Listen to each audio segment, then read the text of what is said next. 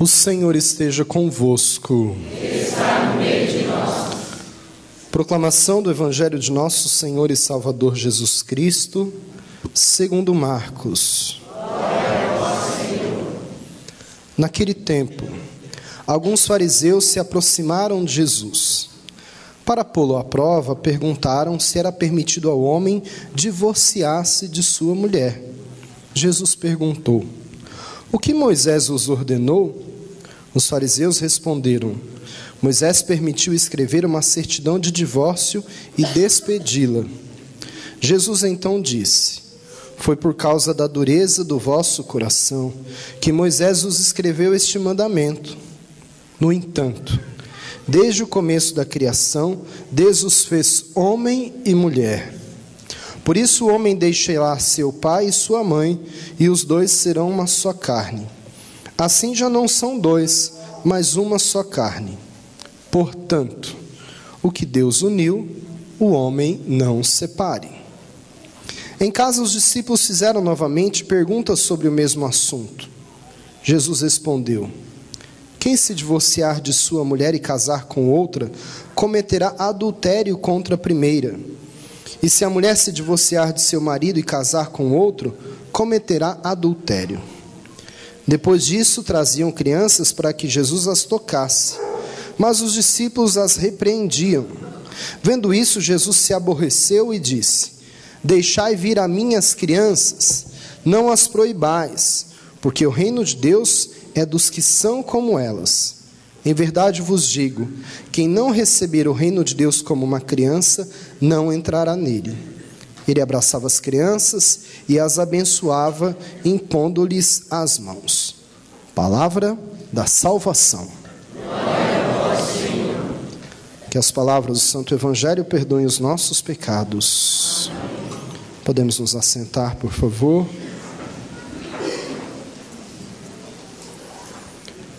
Nós estamos hoje, dia de São Francisco de Assis, celebrando o 27º domingo do tempo comum. E é bem interessante porque a liturgia da missa de hoje fala praticamente para nós sobre casamento. Começa dizendo: não é bom que o homem esteja só. E por isso, Deus, querendo dar uma companheira do homem, tira uma costela e forma a mulher. No Evangelho, já questionam Jesus sobre a questão do divórcio. E Jesus responde a eles: olha, foi por causa da dureza do vosso coração. E ele reinsiste no ensinamento bem importante: o homem deixará pai e mãe, deixará pai e mãe, e com a mulher serão uma só carne. Essa é a orientação de Deus para nós. E ele ainda completa dizendo: o que Deus uniu, o homem não separe. A gente precisa estar atento a isso também. É um mandamento para nós, para não promovermos a separação de ninguém. Além disso, Jesus fala também que o reino de Deus é dos que agem como criancinhas. As crianças querem vir em Jesus, Jesus quer as crianças junto deles, mas os apóstolos não querem, eles vão mandando embora, vai para lá, porque as crianças e as mulheres eram consideradas seres inferiores. Ele disse: não, eu quero eles perto de mim, porque se nós não nos tornarmos como crianças, nós não entraremos no reino dos céus. Então as crianças deveriam ser modelo para a nossa vida. O que Jesus quer nos dizer? O que a liturgia nos apresenta hoje? É que Jesus hoje quer dar uma direção no seu casamento. Quem é casado aqui, levanta a mão, por favor. Ó, que maravilha. Tá bom. E serve para você que não é casado também. Entenda uma coisa: a vida é feita de escolhas. A nossa vida é feita de decisões. E quando nós escolhemos uma coisa, um caminho, uma vocação, ou tomamos uma decisão, nós também assumimos as consequências dessas escolhas. Se você é casado, você já escolheu viver a vocação matrimonial, com os ônus e os bônus que o casamento tem. Só que aí muitas vezes nós passamos o casamento inteiro querendo mudar o outro. E aí a gente se engana. Porque ninguém muda ninguém, gente. Ninguém muda ninguém. Você pode dar pistas, pode interceder, pode orientar, mas você não consegue mudar o outro. É só ele mesmo que consegue, pela graça de Deus, ir se mudando. E o que a gente faz então para ajudar? No casamento, eu devo mudar a mim mesmo. principalmente se eu quero mudar o outro, eu preciso mudar. Mudar por causa do outro, por amor a ele, para fazê-lo feliz. Eu digo para os casais, você quer casar para ser feliz? Para por aí. Você tem que casar para fazer o outro feliz. Porque veja bem, se você muda, você sensibiliza o outro. É a forma que você tem de tocar o outro, de tocar no coração do outro, que automaticamente vai querer retribuir de alguma forma. A função dos casais no casamento é um santificar o outro. Então a esposa deve ajudar na santificação do marido e o marido deve ajudar na santificação da esposa. Assim um dia nós devolveremos ao pai melhor do que recebemos. Ninguém quer devolver ao pai aquela pessoa. Quer dizer, ninguém não, né? Tem algumas pessoas que sonham em ficar viúvo quanto antes, né? Mas ninguém quer ficar viúvo. Mas um dia todos os casados ficarão viúvos. A nossa obrigação é devolver ao pai melhor do que nós pegamos. Então aquela pessoa que casou com você, o dia que você for devolver ela ao pai, mesmo que você não queira, você tem o dever e a obrigação de devolver ele melhor, ela melhor, não pior do que você recebeu.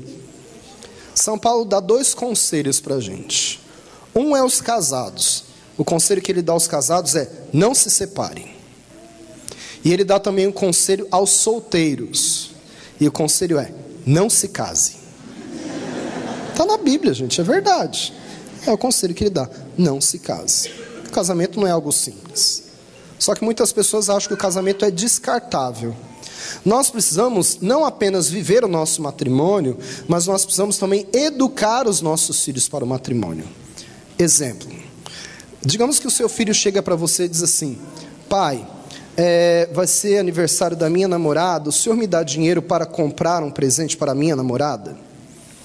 Eu penso que você deveria refletir com ele da seguinte forma: perguntar para ele, de quem que é a namorada? É minha ou é sua? Você me deu uma boa lembrança, né? Eu vou comprar um presente para sua mãe, que é a minha namorada. Mas se você quer ter uma namorada, você precisa de entender que mulher é um artigo de luxo, custa caro. Tribufu não, tribufu aceita qualquer coisa, não é? Mas você tem que pôr na cabeça que se você quer namorar, você também precisa de ter um trabalho, um sustento para você custear o seu namoro. Porque normalmente a pessoa que namora está pensando em casar, não é? Então, você tem que pagar um preço por esse namoro, não é? Então você precisa de ver aquilo que você quer viver. Ou pegar lá da sua mesada, se você ainda é jovem demais, mas você precisa, o presente é seu, não é meu. A namorada é sua, não é minha, então você precisa de assumir todas aquelas responsabilidades, né? Outro exemplo: digamos que a sua filha chega para você e diz assim: pai e mãe, eu encontrei um menino maravilhoso, quero me casar com ele. É um menino católico, vai todo domingo na missa, ele participa das pastorais, dos movimentos, ele é trabalhador, um menino estudioso, é um menino maravilhoso, é o menino melhor que eu já conheci na minha vida. Só tem um pequeno problema, coisa simples: ele é um pouquinho nervoso. Aí quando ele fica nervoso, ele bate na mãe. Qual o conselho que você dá para a sua filha? Se fosse eu, o que eu diria? Casa com ele amanhã. Casa rapidinho. Casa rápido com ele, o mais rápido possível. E ela vai perguntar: mas será que eu não corro no perigo? Não, casa rápido, porque a mãe desse rapaz precisa de parar de apanhar. Você precisa de salvar a mãe dele. A mãe dele está cansada, então está na hora de você levar uma surra. Aí ela vai: mas será que ele vai me bater? Mas minha filha, você gosta de apanhar. Se você está se propondo casar com alguém que bate na mãe, não vai me dizer que você não acha, que você não pensa, ou você está pensando que a mão do padre é varinha de condão, que transforma o sapo no príncipe. Não é? Então muitas vezes nós já sabemos, nós já enxergamos, mas nós queremos esconder aquilo. Não, se você disser para ela: não case, pronto, aí que ela casa, só de pirraça. Tem que ser outra estratégia. O problema não é o que você fala, é como você fala. Então diz para ela: casa rapidinho. Por quê? Porque a mãe dele precisa de parar de apanhar. A mãe dele precisa de ser liberta. E se ela quiser casar, vai que ela gosta, gente, de apanhar. Porque deve gostar. Porque está na cara. Mas muitas vezes nós fingimos aquilo que está na cara, a gente finge que não acontece. É muito interessante porque as pesquisas hoje em dia estão dizendo que o menor índice de divórcio é das pessoas que se casam depois dos 28 anos. Por que será? Talvez porque eles estão emocionalmente mais equilibrados e financeiramente melhor resolvidos. Hoje em dia as pessoas casam cada vez mais tarde. É uma característica. Agora, o que precisa para o casamento dar certo? Entenda uma coisa, se você não for um indivíduo bem resolvido, você não conseguirá formar um casal bem-sucedido. Então o problema não está só no outro, está em você também. Se você não é bem resolvido, não dá para você depois achar que com a outra pessoa você vai se resolver. Você precisa de se resolver primeiro. Porque o que Deus pede para o casamento? É que vocês se tornem uma só carne. Gente, e humanamente falando, isso é impossível. Por quê? Porque cada pessoa tem uma história. Então casa o casalzinho, todo bonitinho. Qual que é a história dele? Né? No dia da lua de mel, quem que você leva para a lua de mel? Você acha que é só o seu esposo ou a sua esposa? Não é. Você leva junto deles o pai e a mãe deles. Porque ele herda um monte de costumes e de ensinamento. Ele aprende o que é casal, o que é família, num exemplo que ele vê de perto. Então o que acontece? O noivo, ele olhava e via o seu pai, que sempre acariciava a sua mãe, que viviam trocando, né, gestos de amor. A noiva nunca viu os pais trocando um gesto de carinho um com o outro. Muito pelo contrário, eles só brigavam. E aí o que acontece? Quando eles vão morar juntos, quando eles vão viver juntos, nos primeiros anos de casamento, o noivo quer fazer com a noiva aquilo que ele tem no inconsciente que ele via o seu pai fazendo com a sua mãe. Então ele quer muitas vezes fazer um carinho, muitas vezes ele quer fazer um afago, e muitas vezes a mulher se incomoda com isso, inconsciente, ela não percebe isso, mas ela se incomoda, porque ela não estava acostumada a ver aquilo. Então aquilo que poderia ser um carinho, muitas vezes se torna uma agressão para ela, porque ela nunca acostumou com aquilo. Então ela se sente incomodada. Ele acha que está fazendo o melhor bem para ela e ela não. Eu vi uma história uma vez interessantíssima. Depois de 10 anos de casado, eles descobriram que o problema deles era a hora da janta. O casamento não estava dando certo por causa da janta só. Por quê? Na casa dele, ele sempre se acostumou a ir no fogão, pegar a comida, pôr no prato, tudo separadinho, e ele comer. Na casa dela, ela via a mãe que servia o pai e misturava toda a comida. Então ela casou e falou, bem, eu quero fazer o melhor para o meu marido, né? Então eu vou fazer aquilo que eu aprendi na minha casa. A primeira semana que ela fez, falou para ele, não, eu vou servir o seu prato. Ele ficou sem jeito, dizer que não, porque era uma gentileza. Ela foi lá, fez toda aquela maçaroca e deu para ele, pensando assim, olha que maravilha, igualzinho mamãe fazia para papai. Ele ficou sem jeito de dizer para ela que não era daquele jeito que ele queria, comeu. Então o que acontecia? Todo jantar para eles era um sofrimento, porque ele queria fazer da melhor forma possível, né, para não desagradá-la. E aí a gente entra num negócio chamado falsidade.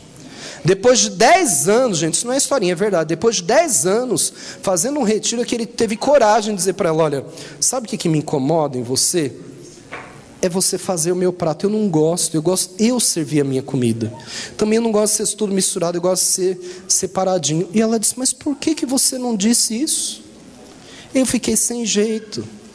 Era uma pequena coisa, mas aquela coisa foi crescendo, que aquilo começou a dar um monte de problema na vida deles. Por quê? Porque uma coisa simples não foi dialogado, não foi conversado, porque eles são diferentes. Então, humanamente falando, é impossível os dois se tornarem uma só carne. É impossível os dois se tornarem um. Mas nós não vivemos apenas a humanidade, nós vivemos também segundo a espiritualidade. E aí na espiritualidade nós encontramos um único caminho que torna possível o casal se tornar um, o casal ser uma só carne. Quando os dois, esposo e esposa, obedecem e permitem serem administrados pelo mesmo Espírito, pelo Espírito de Deus. Então se o esposo diz assim, eu não vou fazer a minha vontade, mas eu vou fazer aquilo que me impulsiona o Espírito de Deus. E a esposa também diz: eu não vou fazer a minha vontade, mas eu vou fazer aquilo que me impulsiona o Espírito de Deus. Os dois estão obedecendo o mesmo Espírito, aí eles conseguem se tornar um. É o único caminho. Porque aí você consegue fazer o quê? Renunciar à sua vontade em favor do outro. Porque você não está fazendo a sua vontade, você está fazendo a vontade de Deus. Então, se nós obedecemos o mesmo Espírito, se nós permitimos que o Espírito possa nos regir, o esposo e a esposa, então aí nós conseguimos ser uma só carne. Senão não tem jeito, a gente não vai conseguir. Não tem jeito, gente, não tem jeito, não. Exemplo claro: você levou sua esposa no cabeleireiro, ela ficou toda linda, bonita, lá recalchutou tudo, ficou nova em folha, lindona. Às vezes ela fica bonita até para outra mulher, mas para você também, entenda isso. E aí ligou para você e disse: amor, pode vir me buscar. Você foi, chegou em frente ao salão, mandou um WhatsApp para ela dizendo assim: estou na porta. Ela respondeu dizendo: já estou saindo. Passou 5, 10, 15 minutos, ela não saiu. Você já está enfurecido dentro do carro, porque o jogo já começou, você só está ouvindo no rádio. Você mandou: o que aconteceu? Eu estou aqui um tempo. Ela falou: já vou. Aí você olhou e viu que ela está no salão, ela vem até na porta, mas aí ela conversa com um, conversa com outro. Quando ela está saindo, ela lembra que tinha aquela promoção de esmalte, ela volta lá no fundo para comprar. E aí tem uma certa hora que ela sai. Quando ela saiu da porta para atravessar a rua, você está fumaçando. O que você deve fazer na hora? Dizer assim: bem, se eu devo obedecer ao Espírito e não à minha vontade, não à minha raiva, não ao meu sentimento, então eu digo: Senhor, o que eu faço agora? O Espírito, que é muito sábio, vai dizer para você o que você faria, o que você falaria se ela não fosse a sua esposa. Aí você vai pensar, eu não falaria nada. Se ela não fosse a minha esposa, eu ia ficar quieto. Ele disse: então, por um minuto, imagine que ela não é sua esposa e não fale nada, não reclame de nada. Quando ela abrir a porta do carro, você diz para ela: oi, amor.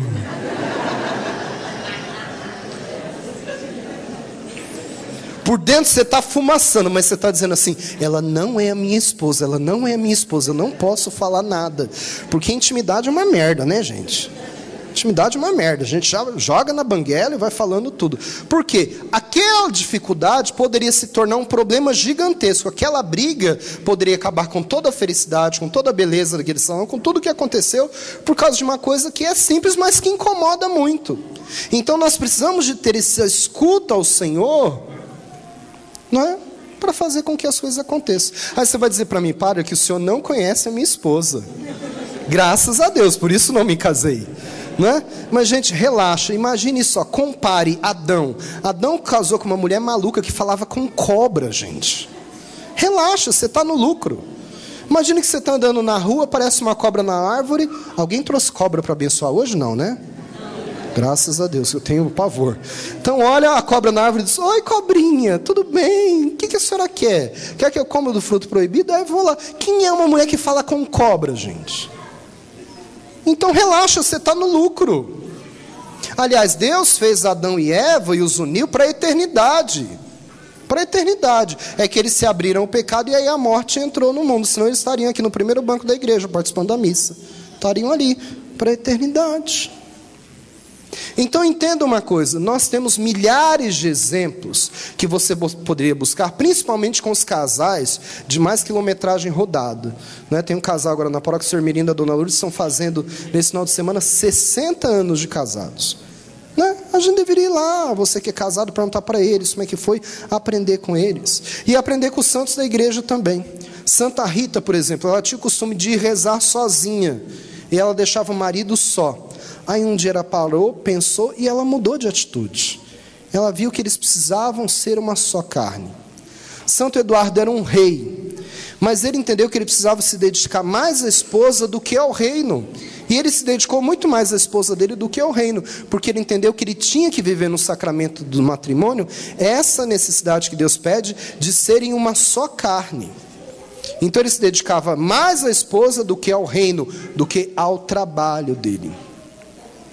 São Francisco de Assis, que nós celebramos hoje, ele não se casou, seguiu o conselho de Paulo, né? Mas era de uma família de comerciantes. O pai comprava tecidos na França, vendia na Itália, aquele negócio ia sendo muito bem, ele estava ficando cada vez mais rico e queria que o filho seguisse a carreira e o negócio. Mas ele era um jovem orgulhoso, um jovem vaidoso, que estava muito apegado à riqueza, até que no momento ele para e vê que nada daquilo dava para ele felicidade. Então ele renuncia a tudo, depois de ter também passado uma experiência de ter ido para a guerra, e ele resolve encontrar Deus. Primeiro ele vai ser eremita, ele vai para a solidão, e lá ele recebe uma ordem do Senhor que diz assim: vai restaurar a minha igreja que está em ruínas. O que ele faz? Ele vai restaurar. O que a gente precisa de restaurar? Muitas vezes a nossa casa, a nossa família, o nosso casamento. Como é que ele restaurava isso? Com um grupo de outros amigos, ele pedia esmola, ele trabalhava no campo, ele pregava o evangelho, ele visitava as pessoas, ele consolava as pessoas, ele viajava, fazia viagens missionárias, a ponto dele se aproximar tanto de Deus e do evangelho, que ele recebeu os estigmas de Cristo. Ele conseguiu a aprovação em Roma da sua congregação. Mas a grande tristeza e o grande choro de São Francisco é que ele chorava pelo amor que não é amado. Ele entendia que Deus é amor e que nós não amamos Deus como deveríamos amar. E aí no final da sua vida ele conseguiu compor e proclamar e cantar o cântico das criaturas, porque ele conseguia enxergar toda a natureza, não só os animais, mas como obra de Deus, o que nós precisamos de agradecer por isso todo dia, a ponto até de dizer: bem-vinda a irmã morte, que vem a todos, ao fraco e ao forte. E ele mesmo morre no dia 10 de outubro de 1226. Então veja bem, gente, ele se aproximou em Deus pela palavra. Nós se aproximamos de Deus como? Ou não nos aproximamos? Não. Leia a Bíblia. Pega lá a parábola das 10 virgens. Diz que o noivo só pegava a noiva que tinha a lâmpada acesa. Por quê? Porque ele examinava, ele conseguia enxergar e ver qual era a noiva. O que acontece conosco hoje? Muita gente tem casado no escuro, sem enxergar nada. Ah, eu vou casar com ele porque ele é lindo. A beleza acaba, gente. Vou casar com ele porque ele é rico. A riqueza não traz felicidade. Vou casar com ela porque ela é uma delícia, tem um corpo de violão, com o tempo vira uma sanfona. Mas o brilho do olhar não muda. Não muda. Então veja bem, hoje é um dia de nós refletirmos no casamento, mas também refletir na situação que nós estamos vivendo. Muitos de nós não estamos casados, estamos nos preparando para o casamento. Para de enrolar. Receba logo o sacramento. Decida, ou ata ou desata. Não, para de enrolar outra pessoa e enrolar Deus também. Segunda coisa: padre, eu estou vivendo numa segunda união. Então viva aquilo que a segunda união pode te oferecer. Padre, mas na segunda união eu fico triste porque eu não posso comungar. Tá bom, faça a sua comunhão espiritual, se aproxime da palavra de Deus, conheça os movimentos que cuidam desse casal de segunda união. Viva o bem que você está vivendo hoje. Talvez não dá para você voltar lá atrás e acertar todos os erros lá de trás. Então comece da agora para frente a se acertar. Padre, eu sou separado, o que eu faço? Viva unido ao Senhor. Se una ao Senhor com aquilo que o Senhor vai pegando aquilo que você pode pegar, vai aprendendo com aquilo, colocando aquilo em prática, vai vivendo os momentos, não é? E os valores que você pode viver, mesmo que você não esteja dentro de um sacramento, mas vai vivendo esses valores do sacramento para edificar a sua casa, para edificar a sua família. Padre, eu estou triste porque eu estou viúvo. Sim, é triste. Mas viva unido com Jesus, porque é a forma de estar unido com aquela pessoa que está unido ao Senhor. Essa é a nossa vida. Então não se engane. Tem muita gente que quer se enganar, quer fazer simulação de sacramento. Ai, padre, dá uma bênção aqui. Não, a bênção para a união de um casal é o sacramento do matrimônio, não tem outra. Não tem outra. Então tem muita gente que diz assim: ah, mas eu vou ali porque naquela outra igreja lá tem um pastor, um padre falso que faz uma cerimônia. Você quer se enganar? Pode se enganar, fique por lá já de vez. Porque nós não pregamos a falsidade, nós pregamos a verdade. Então você quer ser feliz, você quer fazer o outro feliz? Tem 3 dicas que eu queria te dar. Primeira coisa, ore. Um pouquinho só. Um pouquinho por dia. Ore você e sua esposa um pouquinho só por dia. Não precisa passar o dia inteiro orando, que você não vai ter tempo para isso. Em um momento vocês dois orem. Depois, leia um pouquinho só. Leia a Bíblia.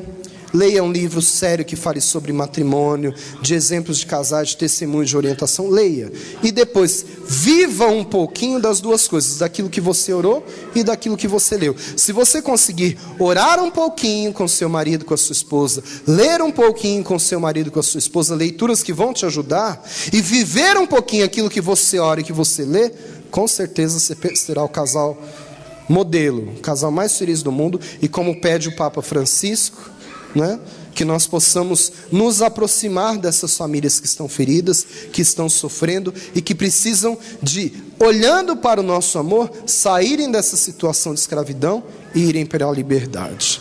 Que o Senhor possa nos abençoar pela intercessão de São Francisco de Assis e que a gente relembre muito bem do compromisso que nós assumimos para vivê-lo da melhor forma possível. Amém? Amém. Louvado seja nosso Senhor e Salvador Jesus Cristo.